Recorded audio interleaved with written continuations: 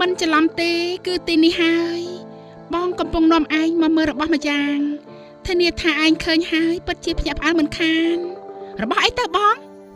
នាងនិយាយបណ្ដើរចង្អុលទៅមនុស្សមួយវងដែលកំពុងតែបែកខ្នងផ្ដុំគ្នាធ្វើអ្វីម្យ៉ាងហើយបន្លឺសំឡេងហឹមហឹមដូចជាសត្វខ្លា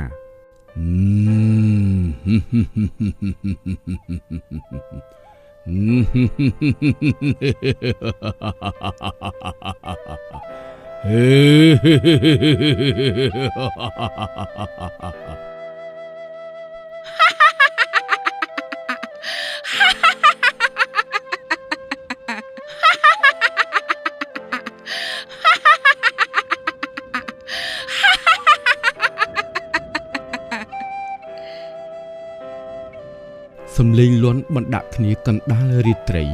ចេញពីមនុស្ស